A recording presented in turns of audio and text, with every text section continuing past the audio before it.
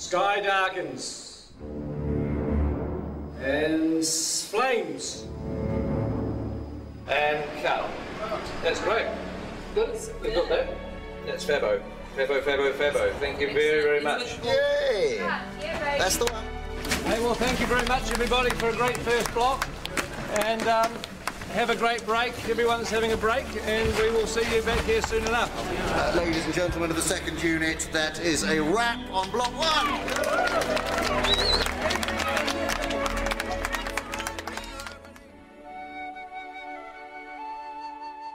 So we're just going to get one more pick-up in Bag End. Hello. Yep. Come on. Oh, sorry. Hi, Pete. Hey, Andy. Come on in. Just wanted to do one more pick-up in here, if that was all right. What's this? Oh, this is the video blog pickup. Yeah. That's right. There you go. End of block 1. But anyway, we just wanted to say hi to everybody because we haven't done one of these video blogs since the beginning of the shoot. God, it feels like a lifetime. Oh. It doesn't, because the first week of shooting, we did with Andy as Gollum. Here's his precious thing. We eat it. You weren't a second unit director in those days. You were an actor. You were an old-fashioned. And now I've crossed over to the dark side. You've now gone to the dark side. I'm wiped. I'm absolutely wiped. It's all yours. Is it? Oh, right, okay. Just give us a good battle. Yeah. Okay. I don't know how you do it. It's you get tired. I always just tell people I get exhausted at the end of the first couple of days and stay exhausted until it finishes. You know, we have 250 days of shooting on these 2 Hobbit movies, and I think it's a much better way to divide that up into 3 blocks and then have some time to edit what you've done, look at it, hand visual effects shots over to the CGI guys. You can really focus on the script revisions. It's just it's a much smarter way to shoot these big films. Yeah, on something of this scale too. I mean, when we got the Given Art t-shirts, which said 54 days down, 200 to go, I have to admit, I don't know how great it was. Please wear these. It wasn't exactly a morale-lifting moment, was it? Everywhere you turn on the people's backs was 200 days to go. It's like, oh God, I felt tired before lunch, you know. Good news is that it's over. First day back is Monday the 5th of September. So thank you guys. It's been a pleasure having you with us. What are you guys off to during the break? My wife and I, my lovely wife Aileen, we've got a holiday in the South Island of New Zealand planned. And my lovely, gorgeous wife Nicole and I are just going to work on the house. I'm leaving shortly after talking to you for London, which is a long journey, by plane, and once there I immediately go into production of a play I'm going to do by Eduardo de Filippo. I'm going to America, to Pebble Beach, in a week to play some golf. Work on my tan so that I can really freak the makeup people out when I come back. I'm having a break. I'm having 4 weeks off. Bit of sleeping in. My favourite hobby. First, we're going to Australia to see our eldest daughter. I'm going to run a marathon. I'm going to attempt to sort of write and record a bit of a psychedelic sludge rock album. Hitting the fabric shops in central London. I go home to Thailand tomorrow. To Barcelona. To meet Doctor Who fans from Spain. Bali for 11 days. London and Paris to see friends. Manhattan Beach, because it's the closest beach to the airport. I haven't been home for the last 3 years, back in Belgium, so my mum is cracking the whip. And then I'm going to Vegas and spend all my hard-earned cash.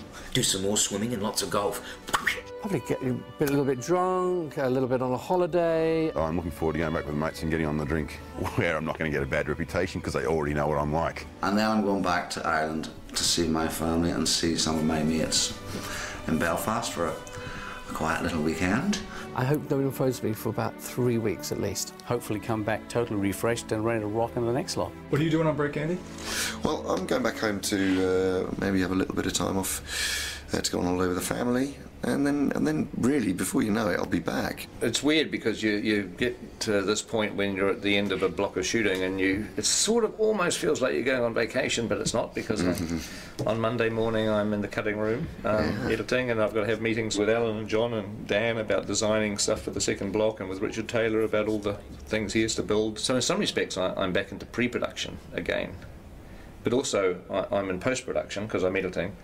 Plus we're in production because we're shooting these movies. So it's sort of like being in pre-production, production and post-production all at the same time. It kind of gets a bit screwy. But before I get to do any of that, I've got to jump on a plane tomorrow morning and go location scouting down the South Island. So we'll take some good pictures. Yeah, I will. I'll take some good pictures.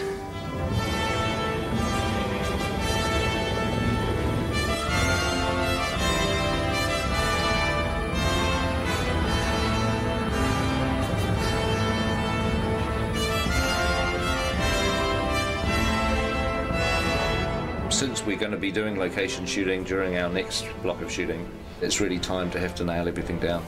Well, on the recce there'll be, it's usually about 17 of us that go.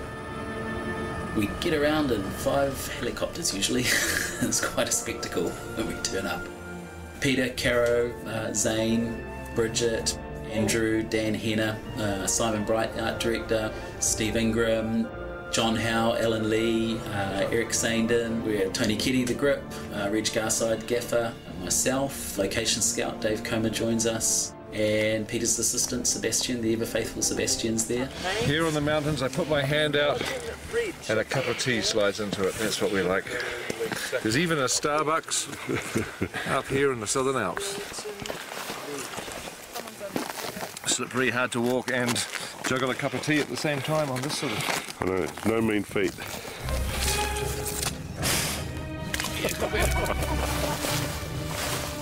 I never come prepared to these things. I always somehow imagine it's going to be dry and warm and nice. At least it's not raining. We'll be not just scouting, which is essentially searching for locations, we're now returning to the locations that we liked, and we're going to start to talk about the logistics. The old thing, by the time you've helicoptered everybody in and then you've got to helicopter them out before nightfall, you're not actually here early morning or late afternoon. No, right, yeah, during the middle of the day. It's all broad daytime. Yep. Unless you camp out here. Well, that just, yeah. On set, we are allowing approximately half a rugby field for the essential equipment trucks, and then our marquees, crew parking, and also unit-based parking, which is where all our makeup and costume facilities are. If you make a path along the edge of the swamp in this... In essence, we need to create space for 2 rugby fields of equipment. It's weird on locations because you're standing in the middle of a mountain or a valley or some beautiful place, and you're having to figure out, you know, where are we going to put the crew tents, where are people going to get changed, where are the portaloos going to go, because all that stuff has to be where you're not going to want to point the camera. You could have Gandalf and the dwarves sort of running up over this brow here and scurrying, hiding down behind these rocks, and just as they get there you crane up and there's one. The last thing you want to find out in 6 months' time is you're standing on this beautiful mountain and saying, wow, this is exactly the shot I want to do, and you find you've got, you know, 20 portaloos right in front of the camera. That's not what you want to do, so you've got to figure all that stuff out. We've got to keep looking. It's sort of sooner rather than later, isn't it? Yep.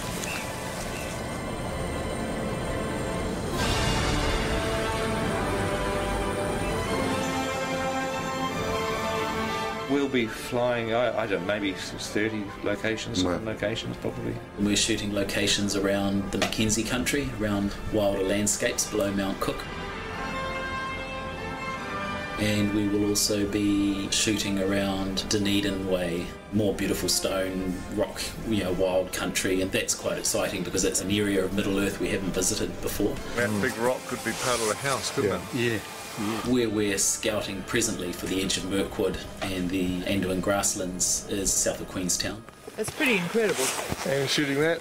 We're still searching and trying to work out how we're going to shoot Lonely Mountain, Misty Mountain parts. Lonely Mountain should be by itself, but you can look over in that direction there. There's still a few rivers that we're scouting for. Yeah, I think we're getting pretty close to photographing every decent river in New Zealand now. It would be quite funny to have 13 barrels all in the middle of this thing. Yeah, with the guy shouting, come on, get on with it. Come on, move ahead, get on, go faster. Is it a floater? It's quite heavy.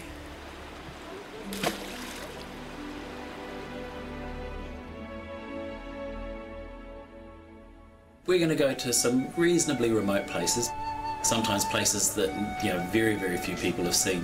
There's plenty of New Zealand that we haven't seen yet.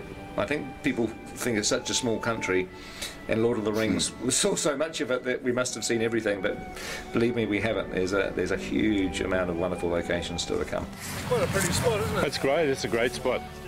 Well, we'll say goodbye for now, and hopefully you've enjoyed this update, and there may well be another one coming during the break sometime, so keep your eye out for that.